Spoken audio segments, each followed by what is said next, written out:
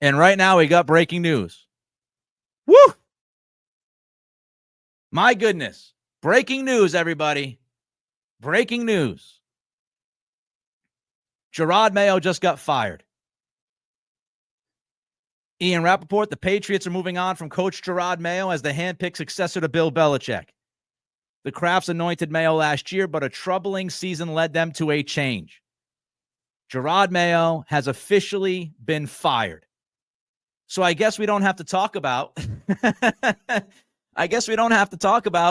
what people were reporting this morning and what people were saying. What I was going to say is the fact that Jerod Mayo, let me just tweet this out to get people over here. Let me see. Just give me 1 minute, folks. I don't have a producer talking about this right now on the live pod. Bye-bye. Throw a hashtag in there. Let me see. Hashtag Patriots. I know this is exciting content for you guys, but hold on. Got to do what's right. Got to promote it. Got to promote the pod. All right. So, Jerod Mayo fired. First of all, let's talk about this. There were no reports. Before this game that Jerod Mayo was safe. There were no reports. And that spoke volumes to me. I tweeted it out. The fact that, that there were no reports that Jerod Mayo was safe told me that Jerod Mayo wasn't safe, right? Because PR 101 tells you this. If Robert Kraft, if the Krafts wanted to send a message and let everybody know that Jerod Mayo was going to be safe, he was going to be here, his job wasn't in danger, then something would have come out earlier today. Something would have come out during those pre-games. Somebody would have said something, right? Adam Schefter would have said, there's a lot of noise around Jerod Mayo, but Jerod Mayo's going to stay. Some of the local guys would say something, right? And that didn't happen. And because Jerod Mayo wasn't deemed safe this morning, I felt like he wasn't safe. I felt like he was far from safe. So Jerod Mayo has been fired by the New England Patriots. He is a one and done. This to me is the right move. This is no doubt the right move. And we'll see what happens with Elliott Wolf. We'll see what happens with Matt Groh. We'll see what happens, right? But when you look at this decision to fire Jerod Mayo, to me, it was 100% the right move. I thought it was 100% the right move going back to that Arizona game, coming off the bye week, and, looking at the lack of effort, really, the lack of preparation. I totally said to everybody, right? We talked about this on the podcast. We talked about it right after that Arizona game. I was giving Jerod Mayo a chance to see what would happen after the bye week. Could we see any improvement? Could we see the team improve? Could we see anything tangible? And we didn't, right? We didn't see that. We didn't see that in the Arizona game. Then you had the first half. You had the first half against Buffalo. That was an anomaly.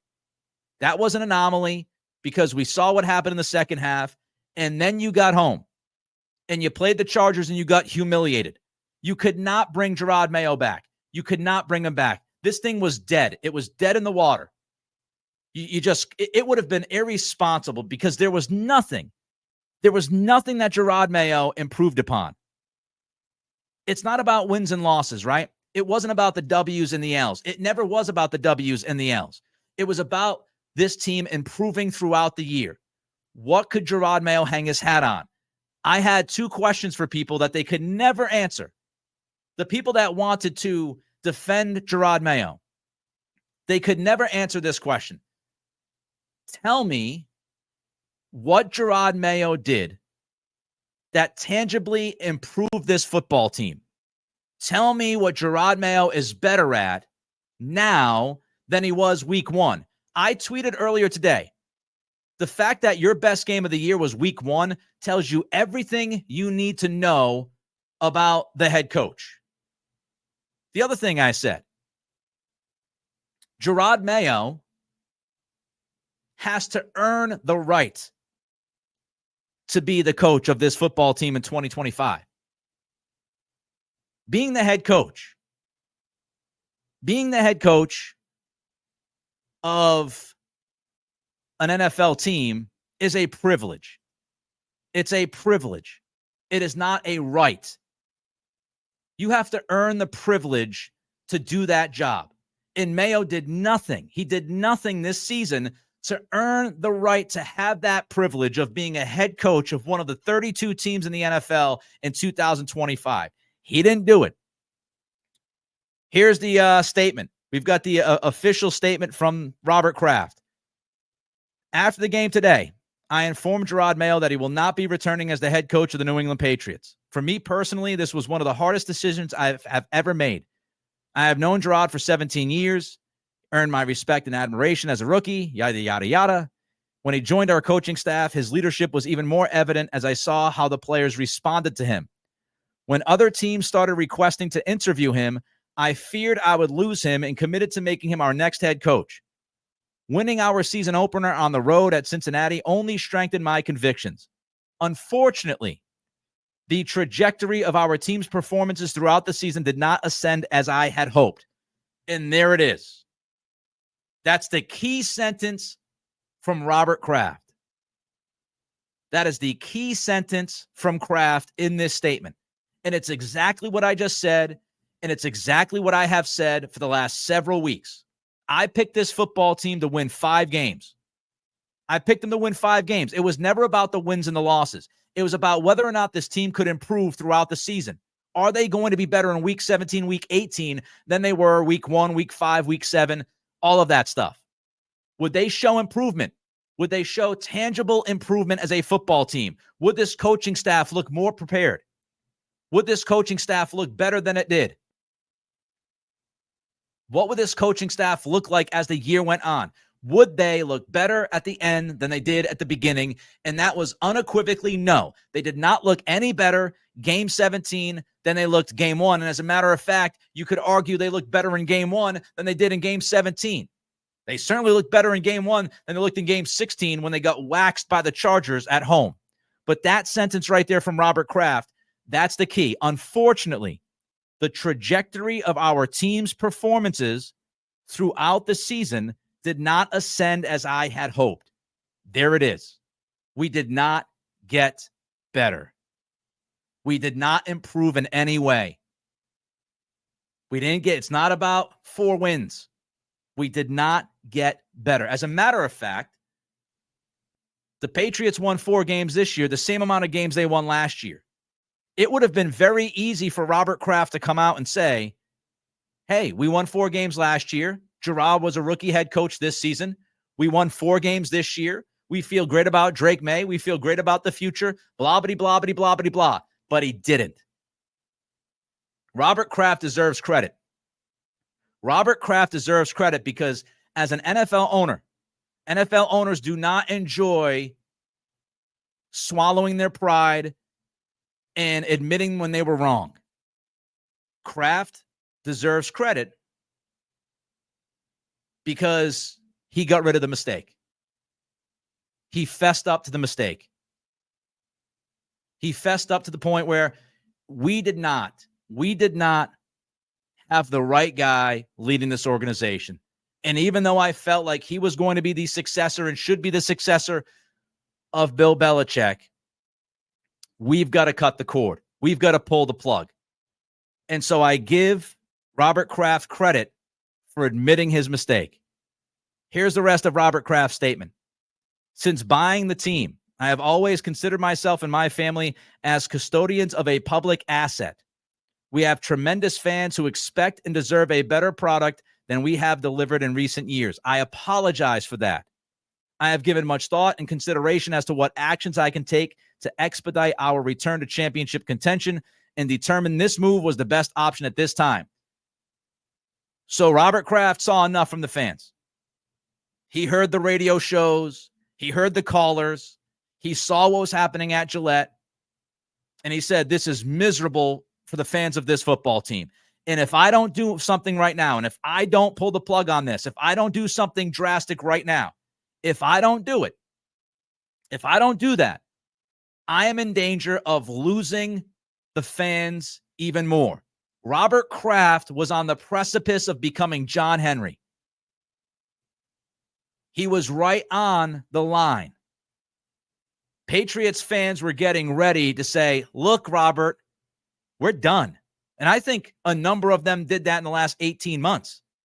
But if you kept Jerod Mayo and you brought this outfit back, if you brought Mayo and this coaching staff back, I think a lot of fans would have been out.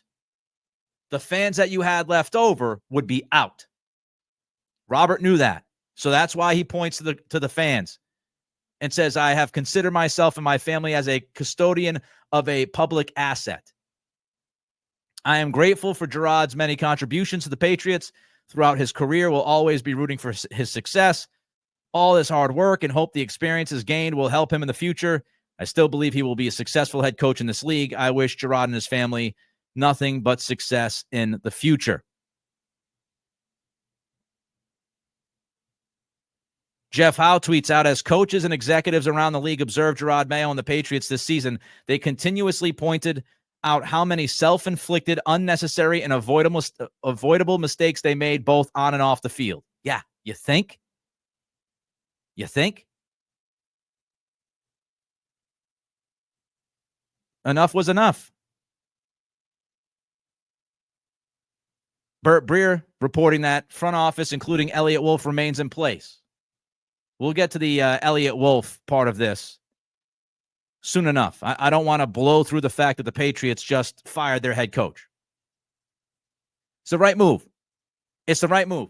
And I don't think, look, a lot of people said, Bedard said, many others said, this wouldn't happen until Wednesday. They would wait until Wednesday. That's what a lot of people thought. They didn't. They fired Mayo, within 90 minutes of the final game. Why do you think that is? Why do you think the Patriots would rush? Why would they do this so quickly? I believe they would do this so quickly because of Mike Vrabel. That's why I believe they did this. I believe they fired Jerod Mayo within 2 hours of the final game of the season.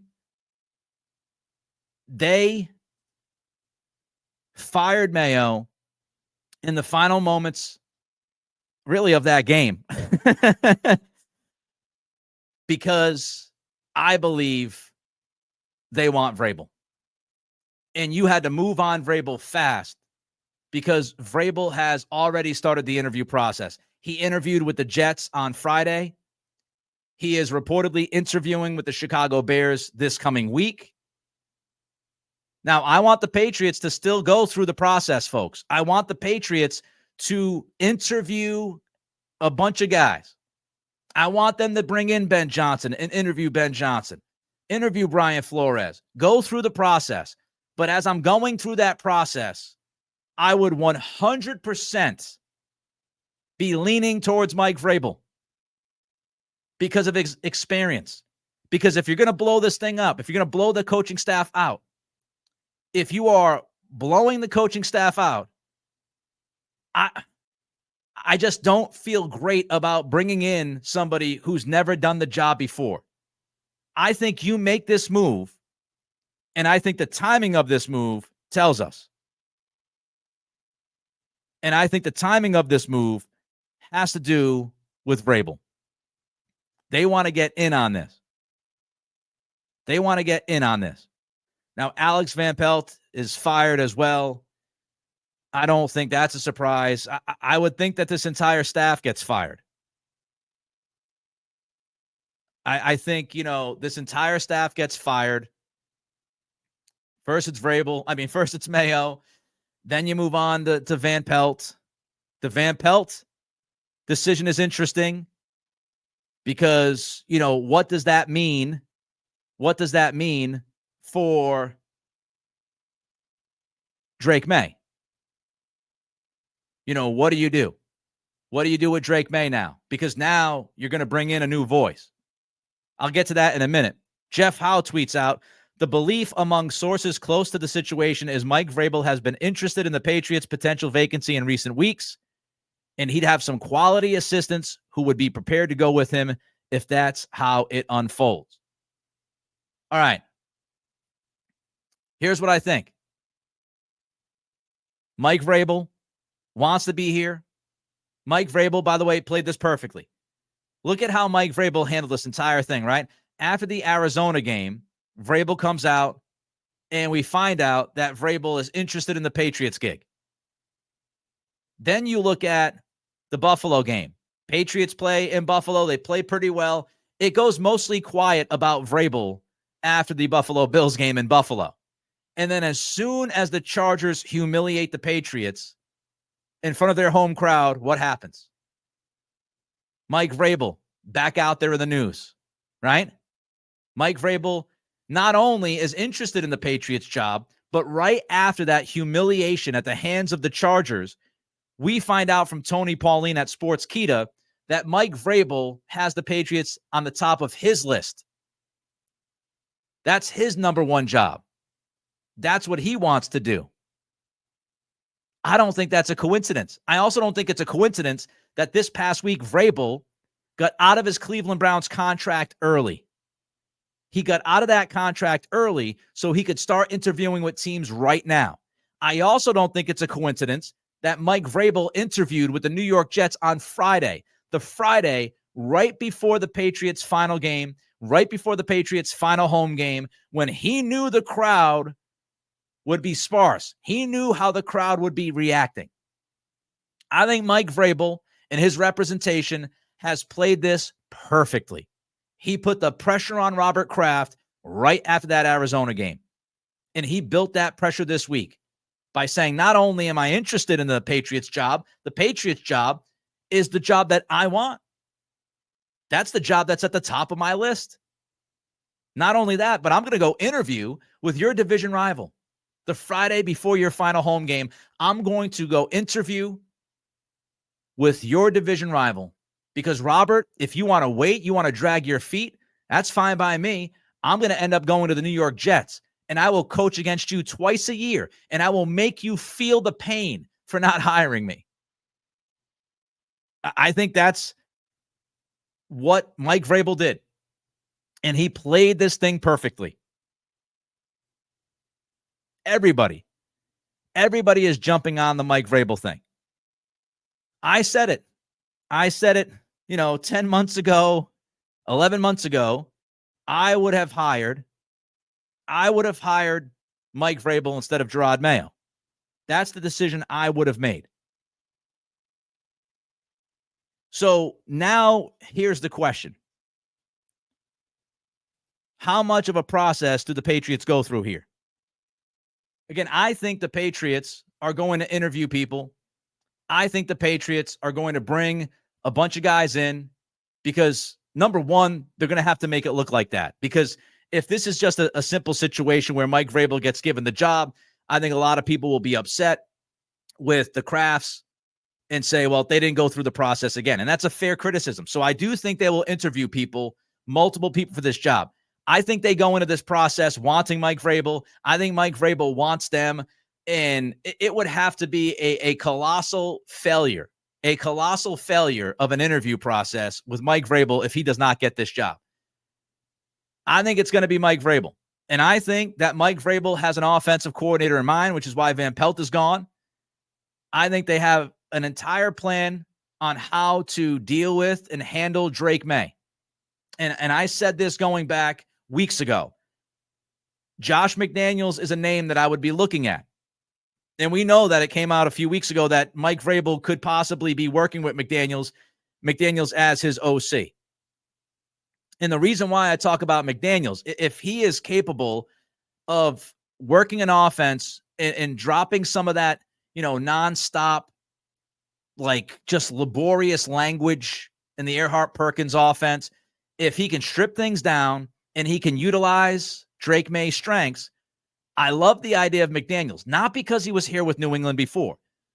I love the idea of McDaniels because A, he's been a good offensive coordinator. B, he brings stability. Josh McDaniels is not going to get a head coaching job ever again in the NFL. I don't think he'll ever get a head coaching gig in the NFL.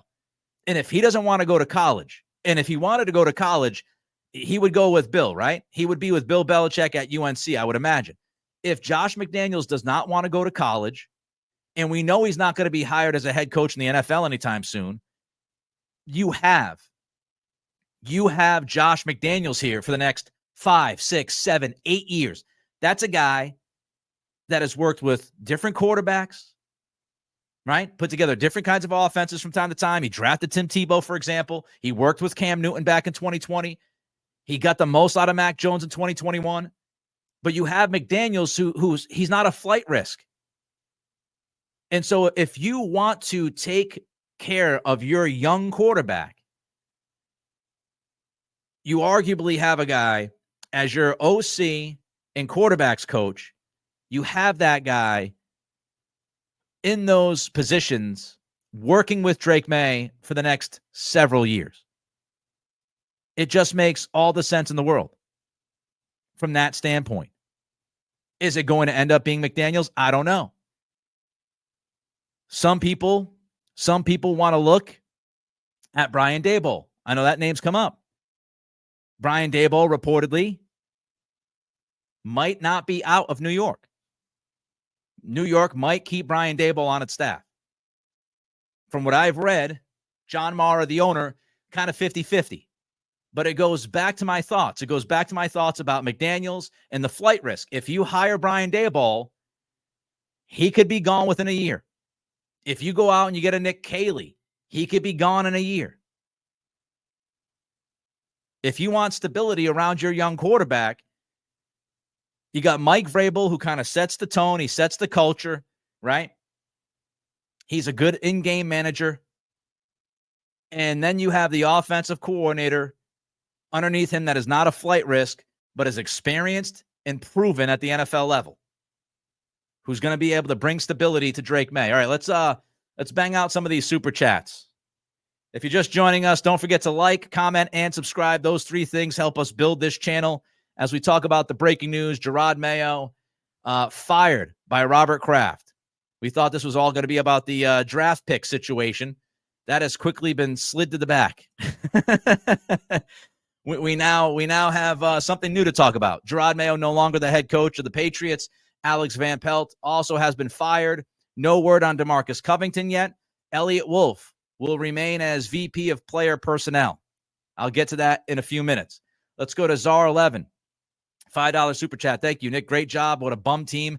Mayo has to go. How do you get out tanked by one of the best teams in the league? Well, Czar11, your prayer has been answered, my friend, because Mayo is gone. Thank you for the 5. Terry jumps in with a $50 super chat. Thanks for the postgame podcast.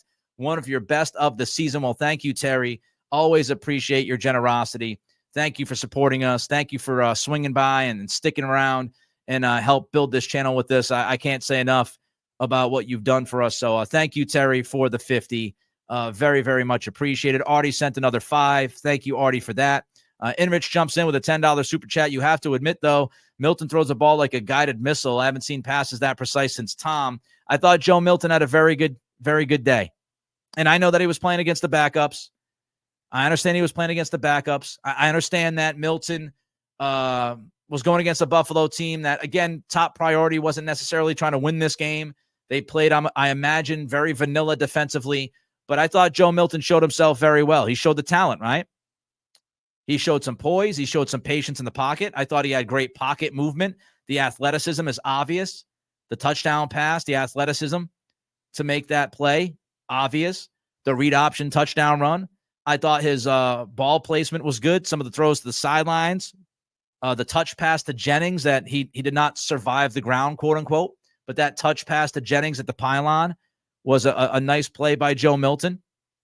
And honestly, if you're a team and you're looking for a young quarterback to develop, I think Joe Milton, helped himself. Whether it's not only with the Patriots and maybe as a backup quarterback, but I think Joe Milton helped himself around the league. the Patriots might take a phone call on Joe Milton. I'm not talking about a third-round pick or a second-round pick for him, but I don't think it's crazy to believe that a team out there saw Joe Milton today and said, we might be willing to give up a fourth-round pick for that guy. I don't know if you make that deal if you're the Patriots, but I thought Joe Milton accounted for himself very, very well. I thought Marcellus Dial had a really good first half. I thought Battle played well at the cornerback position. Kayshon Boutte had a very good day, 7 catches, 117. Justin, Mayo just got fired. Thank you, Justin. Appreciate it. He indeed did. Eric Griffin, my life is a roller coaster right now. Depression to elation in half a second. Yeah, I mean, I think part of it could be absolutely from the Krafts. Why would you do it right now? Part of the reason is to get over what happened today, right? Look, this decision was made before today. Robert Kraft did not decide during this football game to fire Mayo. I believe he decided to fire Mayo shortly after that Chargers game. I think he saw enough with that Chargers game. I think the Jelani Tavai stuff and some of the locker room things, I think the Ramondre Stevenson, Antonio Gibson disaster before the game against the Chargers, it was all such a mess. Last Saturday was such a mess that I think that was it for Kraft. I think that was the straw that broke the camel's back, so to speak. I think Robert saw enough. We're not good enough on the field. We're not prepared. This team is not being coached well enough. Enough is enough. We got guys talking in the locker room. We've got confusion about who's starting, who's not starting. Our head coach is telling, the radio station 98.5 that has our broadcast rights. The head coach is telling Scott Zolak on the pregame that Stevenson is going to be benched to start the game, that Gibson's going to start the game. You had Mayo telling the TV broadcast in the production meeting a day before the game that Gibson was going to start because you wanted to send a message when it came to accountability and taking care of the football, and then you end up having Stevenson start that game. I think last Saturday was it. That was it. Robert Kraft tapped out after that Chargers game. Greg Fields jumps in. Nick, they need to clean house and fire Wolf next. It's a very interesting decision by Kraft to hold on to Elliott Wolf. Now, why is that? I don't know. I think it's possible. Hear me out. I think it's possible that Kraft doesn't want to mess with the front office yet because he wants to go through the process. And if you're going to hire Mike Vrabel, let's say it's Mike Vrabel. Argument's sake, let's say all of this behind the scenes is just set up for Mike Vrabel, and Vrabel's going to end up being the guy. Well, if Vrabel wants to bring in a GM that he has worked with, right? We've heard the name before, Ryan Cowden, guy who's with the Giants right now. He was with the Tennessee Titans. I don't think Elliott Wolf staying as, the executive of VP player personnel right now, that doesn't necessarily mean that Elliott Wolf is going to be shopping for the groceries. So I think we've got to let this play out a little bit to see what's going on. If Mike Vrabel vouched for Elliott Wolf, maybe that's why. So we've got to see how the rest of this plays out. I would reset. If you're bringing Vrabel in, I would bring Vrabel in, and I would make sure that the guy that he wants, that he trusts, is the person that he's going to work with, and that person has the final say in personnel, and you have Mike Vrabel there to bring his input to the table. But that's what I would do. If you're going to bring in Ben Johnson, I would rather blow it all up, get a GM, that GM finds the head coach. But if Vrabel is already in play, then the idea of firing everybody and, bringing in a GM to pick the head coach, that ship has sailed. If the owner is already leaning strongly towards Vrabel. Now, do I agree with that? No. I would go through the process.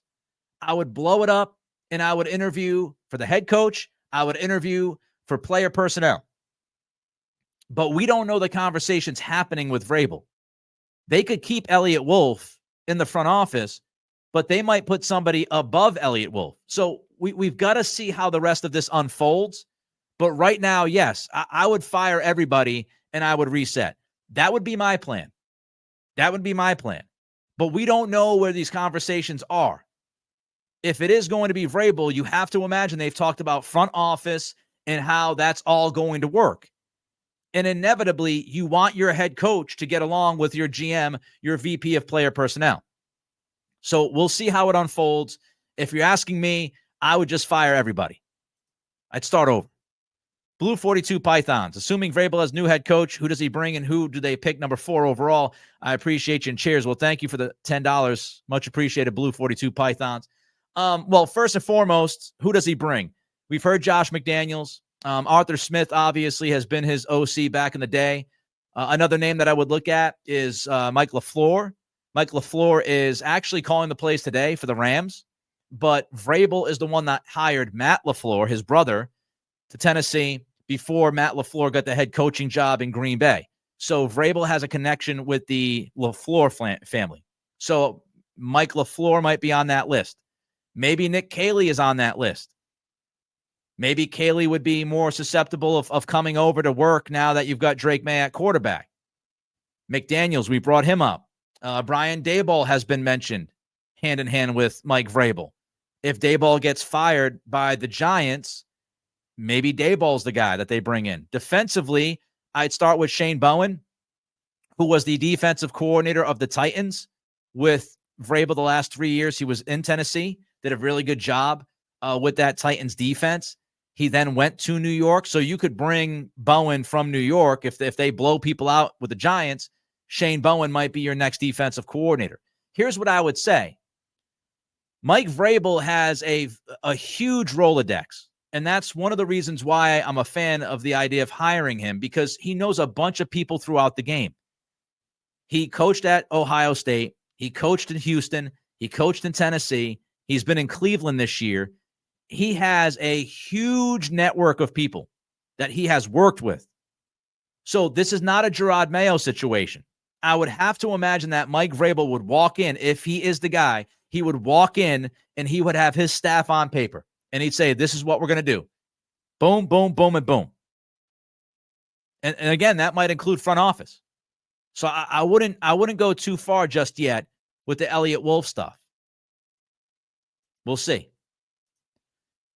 P-Jam, thanks for all you do, Nick. Please hire Vrabel and McDaniels. I'm okay with that plan. Mentioned a bunch of times why. I appreciate you. I appreciate the 5. Elfie, thank you for the 10. Much appreciated. Artie says, where is Dimitroff, Nick? He would be a great ad. So he interviewed with the Jets about a week or two ago. That's the last I've heard of Thomas Dimitroff. He is certainly a name that you've got to look at. I don't know about his relationship with Vrabel, if Vrabel's the guy. But obviously, Dimitroff is somebody that I would imagine the Crafts would talk to. Scott Pioli's another guy. Ownership tends to lean towards people that they trust. That they trust. So I would blow this whole thing out. But maybe there's something going on here behind the scenes that we don't know about regarding Vrabel, Elliott Wolf, and some other pieces.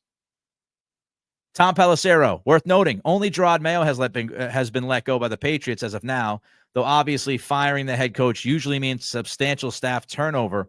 Very different team and staff will be surrounding Drake May in 2025. So that's a little bit different from Pelissero, but we have heard that AVP is gone from some local guys. So we'll see how the rest of all of this unfolds. What a crazy day. Absolutely bananas. I think it's the absolute right call by the Patriots to move on from Jerod Mayo. If I were picking the next head coach of the New England Patriots, it would be Mike Vrabel. I would say goodbye to Elliott Wolf. I would bring in somebody else to run personnel. Maybe you keep Wolf as an underling, so to speak. But I would look to reset the whole program. And maybe that's coming. I do think that Mike Vrabel wants to be here. I do think the Crafts know Mike Vrabel wants to be here. I do think that Vrabel putting the Crafts' feet to the fire the last week or two has 100% worked. And I think they'll go through a process, but I think Mike Vrabel will be the next head coach of the Patriots. I think Mike Vrabel will be the next head coach, and I think Mike Vrabel will have a big-time say as to who's going to make the final call with personnel. And Wolf might be a placeholder. That's what I believe is going to happen. I believe Mike Vrabel will be here, and I believe that Vrabel will ultimately make that decision, weigh in on that decision on who is going to be the personnel guy. Josh asks, why is Wolf not fired yet? Again, I don't know. I don't know. I have no idea. I would have fired across the board. I would have reset the whole thing. I would have brought in somebody that is experienced in the front office to go through the process. But I would have fired everybody. I would have brought in somebody at the top that would run this process. Tony Stark says they said Elliott Wolf is safe. Well, he's safe now. He's VP of player personnel for now. He's not getting fired.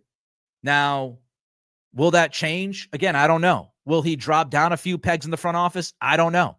He could stay as VP of player personnel, but they could easily hire a president of football operations, and that president of football operations has the final say, and Elliott Wolf is his number 2. So I'm not going to go too far with the Elliott Wolf stuff yet, because I don't know if it means he's going to be the guy making these decisions once we get to the offseason. We have to see how the rest of this plays out, right? If he stays and he is the guy that's calling the shots, I'd be surprised by that, and I would disagree with that. Again, I would want to fire everybody and start over. And I would hire the football overlord, as Tom Curran has talked about, but I would hire that guy to be the president of football operations and to run the front office. And if Wolf wanted to stay to be a part of the front office, fine, but I would put somebody at least above Wolf that had the final call. But I don't know the relationship between Wolf and Vrabel. Does Wolf have a relationship with Vrabel? If Vrabel has a relationship with Wolf, does he speak well of Wolf? Do the Krafts believe that, some of the talent issue wasn't all on Elliott Wolf? Do they believe that the coaching staff did not develop the talent enough? Are they holding on to Elliott Wolf because he was the guy who drafted Drake May? And they say to themselves, well, we want Drake, we want Elliott Wolf here because he picked Drake May. And I don't know. I'm not telling you that's what I would do. Again, I would have fired everybody. I would have burned it to the ground, and I would have started over. That's what I would have done. But for now, Elliott Wolf lives to see another day. And, will he be able to keep seeing another day is the question. All right, let's see. We got Elliot Hernandez. Speaking of Elliots, Abdul Carter at 4. He's certainly on my list. Pass rusher, right? He's got an injury. Hopefully he doesn't do anything on Thursday against my Notre Dame. But, Abdul Carter is a name that we're certainly going to look at. He would fill a need, explosive player on the edge, exciting player. Let's see. Choo Choo. Welcome back, Choo Choo. Haven't seen you in a while. $5 super chat. Thank you. I don't want Vrabel. Get me Ben Johnson or some offensive genius. Been a while, Nick. It has been a while. Here's what I'll say about the Ben Johnson stuff. I'd bring him in for an interview. I am not as enamored with Ben Johnson as some others are. Doesn't mean I wouldn't hire him.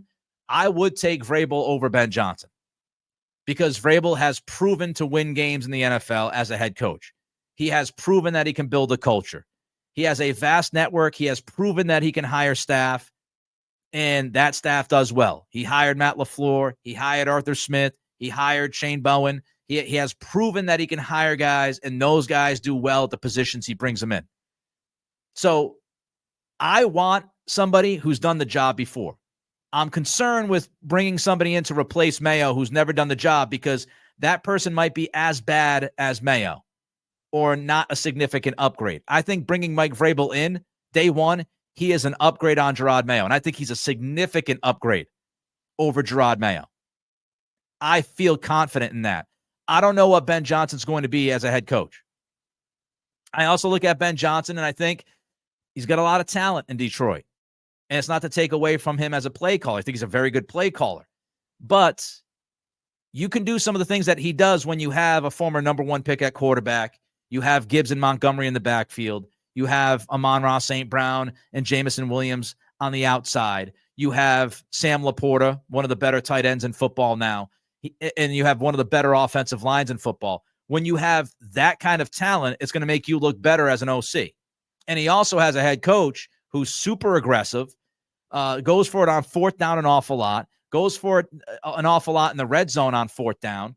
And so that gives Ben Johnson a little bit more leeway. Would Ben Johnson be as aggressive as Dan Campbell is? I don't know. Would Ben Johnson be as good of an OC, a play caller, if he didn't have the talent that he has in Detroit? I don't know. Would Ben Johnson be as good of a play caller if he has to also be a head coach? I don't know. All of those things I don't know. And there was also something funky that happened with Ben Johnson and the Washington Commanders last year during the interview process. We haven't really gotten to the bottom of it, what that was, but there was something off with that interview. Whether it was from Johnson's side or Washington's side, there were some things. So Ben Johnson's a big unknown. I know he's exciting, but he's an unknown to me. And I would not be super comfortable blowing this up and bringing in an unknown. And I don't think Kraft would do that either. That's why I think inevitably it'll be Mike Vrabel. Justin TF Patriot, Wolf drafted May. He bought himself another year. That's something that Albert Breer has talked about. Again, I would have blown it up, but Bert has brought this up. That like usually when a GM hits and the quarterback looks like a franchise quarterback, usually that GM gets a second year because that's the toughest position to hit on. So it could be just that. Mr. Snoopy says, fire Wolf, fire Wolf, fire Wolf. Well, not yet. Hasn't happened yet. We'll see if it does happen. These are the days I wish that I would have a producer to send me all of the tweets and everything as I try to pull, some of your comments, and I'm looking online to try to keep an eye on things, and what's happening, and whether or not, I see what the Celtics lost. So now I guess I don't have to watch that Celtics game. I was going to watch the Celtics game, but it's been ruined for me because I'm on Twitter trying to get the latest news about this whole thing. So I want to reinforce what I've been saying. And Artie says, Nick, given what's happened, what is your perfect coaching staff and GM staff? My perfect coaching staff, Mike Vrabel, head coach. Probably McDaniels OC, just because he's not a flight risk, and I do believe that he could change the offensive language and all of that to work with Drake May, and I think he can handle Drake May. I think he'd be a good voice to help handle Drake May because he's coached quarterbacks at all levels. He coached Cam Newton when he was washed. He coached Mac Jones when he was a rookie. He coached Matt Castle, who was a guy who was really a backup quarterback, right, and had to coach him up a little bit, and he coached the greatest of all time. So he's coached different levels of quarterbacks. Defensive coordinator, I'd probably say Matt Eberflus, maybe Saleh, and Bowen. I think those are the three names I would look at as defensive coordinator. If I wasn't going to bring McDaniels in, I would look at Daboll if he gets fired by the Giants. But I would make sure that I have a structure under Daboll. So if he does fly away after 1 year, I have somebody there ready-made to be the next guy who's worked with May. And I'd also throw in Nick Caley because I do think Nick Caley's interesting with his experience in LA. I keep Jeremy Springer, by the way. I keep Jeremy Springer as the special teams coordinator. I think he's done a pretty good job. Choo-choo's back. Nick, would you have drafted Drake as well? Yes. we talked about it going into the draft. I was a Drake May guy. I wanted Drake May third. I do think it's disingenuous from the people who say that, it was just super easy for, it was just super easy for the Patriots to draft Drake May, because I sat here all the time throughout that process, and I got a bunch of people telling me that they should draft Marvin Harrison Jr. I had a bunch of people telling me that they should trade down from the third pick. I heard a bunch of people tell me that Drake May was not a franchise quarterback. that, don't pick the third guy just because he's the third guy and you need a quarterback. I don't forget any of those conversations. So I actually do give credit for hitting on that Drake May pick. I think there's a lot of revisionist history now of people going, oh, yeah, we all knew Drake May was going to be good or look this good his rookie year. That's not the truth. Ken Weber, $10 super chat. Thanks for the 10. Vrabel, McDaniels would also be an extremely attractive draw for free agents, as both are well regarded in their respective roles, not a factor to be dismissed. I love the point, Ken. I think I've mentioned this from time to time, but the free agency, the allure of having a coaching staff that knows what they're doing. If you want to bring in a free agent, what are you going to sell free agents on, right? Were you going to sell free agents on Jerod Mayo and DeMarcus Covington and Alex Van Pelt? It's a very tough sell after what we saw this year. I think Mike Vrabel, Josh McDaniels, Matt Eberflus, who did a fantastic job in Indy before he got the Chicago job, Shane Bowen, who has a very good track record, Robert Saleh. If you brought somebody in like that as your DC, yeah, well, now you go to free agency, players go, oh, yeah, Josh McDaniels. Oh, yeah, Mike Vrabel. Oh, yeah, Robert Saleh, Matt Eberflus. And you know what those guys bring to the table because they've had success at what they do at those positions, right? Josh McDaniels has had a lot of success as an OC. Eberflus, Bowen, Saleh all had success as defensive coordinators. Mike Vrabel took the Titans to the AFC Championship game. Won 12 games, right? And if it wasn't for Ryan Tannehill puking on himself and throwing 3 interceptions, including one from the Cincinnati 9-yard line, they end up beating the eventual AFC champion Cincinnati Bengals in the division round.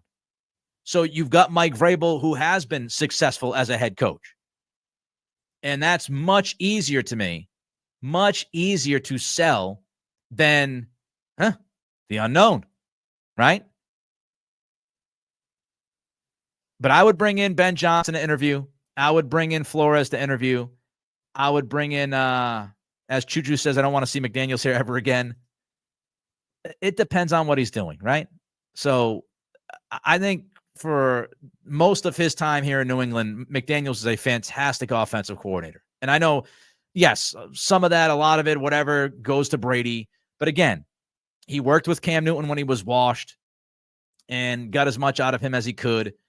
He had that year with Matt Castle, Mac Jones in 2021. So he's done some things. He's done some things. All right, so Phil Perry, 2 minutes ago. As of now, I'm told there have been no changes made to the Patriots front office. This is exactly what I was talking about. And I understand that people will lose their minds sometimes because I don't want blood right away. And people were very upset about Elliott Wolf. And what I said, if you're just joining us, we have to wait to see how some of that unfolds because we don't know. We don't know if Wolf is going to stay here. We don't know if Wolf is going to have that title, but he's not going to have the ultimate say. We don't know how Mike Vrabel or whoever comes in as a coach or whatever. We don't know. And so we have to see how this unfolds. And this is what Phil Perry writes.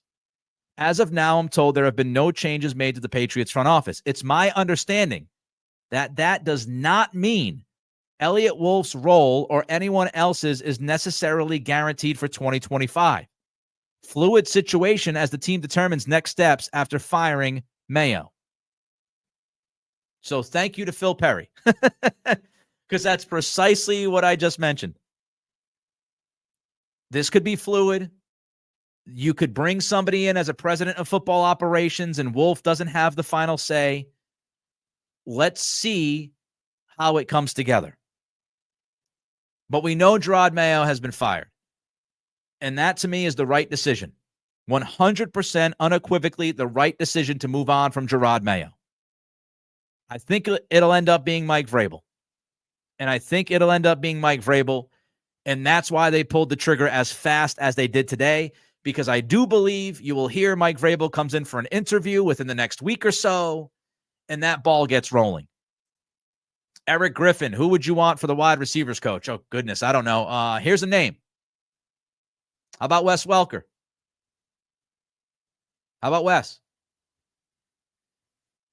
Again, we talk about Vrabel's, his experience and his Rolodex. Wes Welker. I know that's like an old New England thing, but Welker's coached around the league. He's coached wide receivers. What's the latest with? Is Brian Hartline still at? Where's Brian Hartline? Is he still at Ohio State, or is he? Let me see.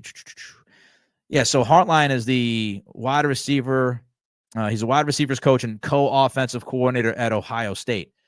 Brian Hartline's another name I would throw out there.